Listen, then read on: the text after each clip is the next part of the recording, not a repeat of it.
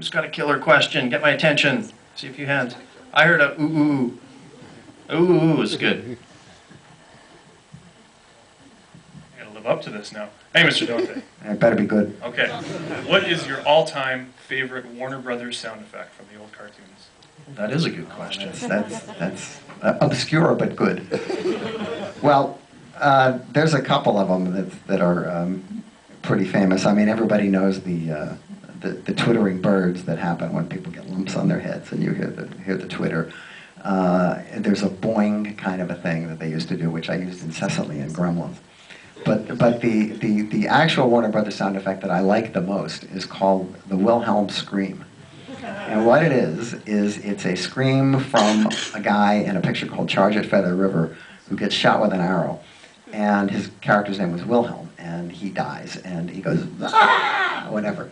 And once you're attuned to it, you can discover that all through the 70s and 80s, all of the budding sound effects geniuses, all of whom became very big in the business, would try to find a place to include the Wilhelm scream.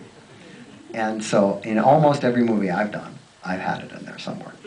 And I think it's on the internet. If you just look up Wilhelm scream, it'll play a little documentary that will show you what the sound is. And then it becomes a lot of fun to watch movies and listen for that scream. It's in Star Wars all over the place. It's in Raiders of the Lost Ark all over the place. I mean, it's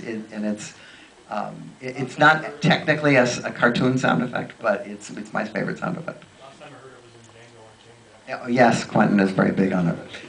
Yeah, it's kind of a oh. It is indeed. You can't replicate it. You just gotta hear it. Why they use it? Yeah, that sound effect is so famous. There's a band called Wilhelm Scream. Kind of a hardcore screaming band. Go figure.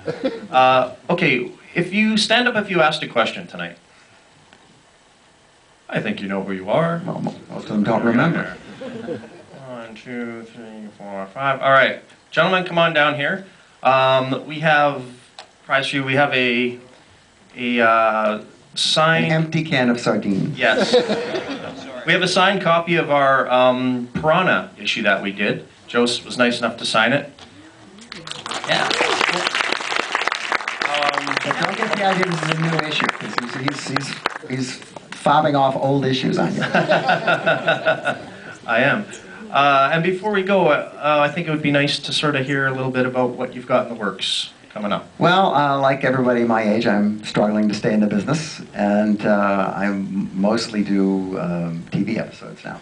But I do have a movie that I'm starting to shoot on October 28th, which, because they haven't announced it, I can't tell you the title.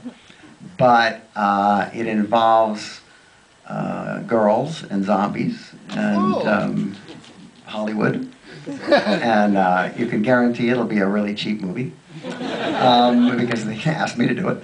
But it's the first feature I've done since The Hole, which was a picture that played actually at the Toronto Film Festival and almost nowhere else. And then I've got another picture that I've been trying to get off the ground for a number of years about Roger Corman, which is looking surprisingly promising for early next year. So I'm actually employable again. Damn, are we thankful for that. Okay, so as I mentioned, Joe is with us all weekend down at the Fan X.